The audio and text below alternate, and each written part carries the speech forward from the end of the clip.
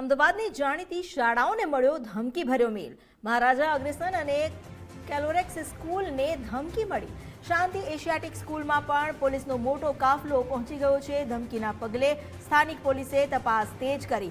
વિધાનસભા બાદ ફરી એકવાર અમદાવાદની શાળાઓને ધમકીભર્યો ઈમેલ મળ્યો। આ ધમકીભર્યા ઈમેલ બાદ શાળા સંચાલકો પણ એક્ટિવ થઈ ગયા છે અને પોલીસને પણ જાણ કરવામાં આવી છે। વધુ જાણકારી આપી રહ્યા છે સંવાદદાતા અર્પિત દરજી। જી અર્પિત। ધમકીભર્યા મેલ મળવાનો સિલસિલો યથાવત છે। ફરી એકવાર આજે અમદાવાદમાં 5 શાળાઓને ધમકી મળી છે। એક પછી એક અલગ અલગ જે શાળાઓને ધમકી મળી છે એના નામ સામે આવી રહ્યા છે।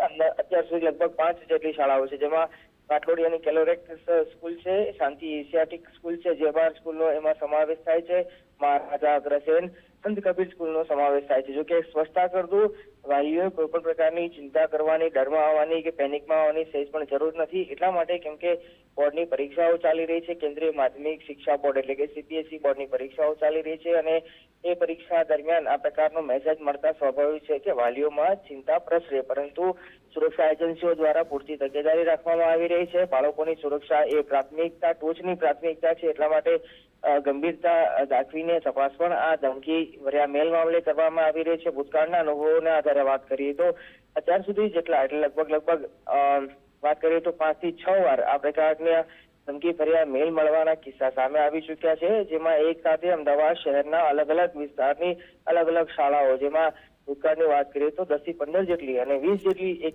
એક કિસ્સામાં તો 20 જેટલી શાળાઓને એક જ સાથે આ મેલ મળ્યો હતો અને વાલીઓ, વિદ્યાર્થીઓ અને શિક્ષકો મૂંઝાયા હતા, ચિંતામાં મુકાયા હતા। પરંતુ સુરક્ષા એજન્સીઓ દ્વારા ભૂતકાળમાં તપાસ કરવામાં આવી ત્યારે કંઈ મળ્યું ન હતું અને હાલ પણ એવી શક્યતાઓ છે।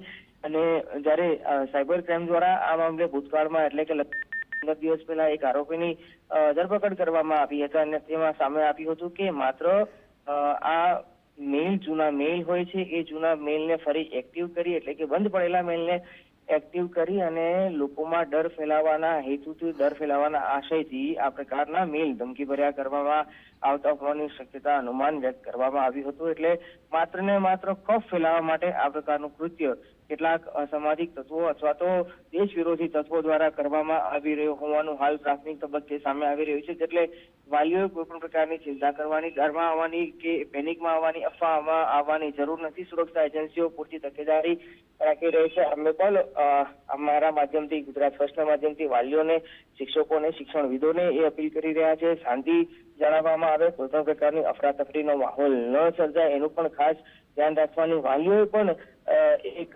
જવાબદારી છે, કેમ કે બોર્ડની પરીક્ષાઓ ચાલી રહી છે અને એ પરીક્ષા દરમિયાન વિદ્યાર્થીઓ પણ કોઈ પણ પ્રકારનું બર્ડન, કોઈ પણ પ્રકારની ચિંતા ન પ્રસરે, કોઈ પણ પ્રકારે વિદ્યાર્થીઓ ડરના માહોલમાં ન આવે, એ પણ એક સૌથી મોટો વિષય અહીંયા ઉભો થઈ રહ્યો છે। કેમ કે ભૂતકાળમાં જ્યારે આ પ્રકારની ધમકીઓ મળી હતી ત્યારે વિદ્યાર્થીઓને તાત્કાલિક બહાર કાઢવામાં આવતા હતા, ત્યારે વિદ્યાર્થીઓની હાલત પણ કફોડી બની હતી અને એ સમયે વિદ્યાર્થીઓ માટે, વાલીઓ માટે, શિક્ષકો માટે, શાળા સંચાલકો માટે ખૂબ જ કપરો હતો અને એવામાં હવે જ્યારે પરીક્ષાઓ ચાલી રહી છે ત્યારે આ ધમકી ભર્યા મેલની વચ્ચે પોલીસ તપાસ કરી રહી છે। એટલે કોઈ પણ પ્રકારે વાલીઓએ પેનિકમાં કે અફવામાં આવવાની જરૂર નથી।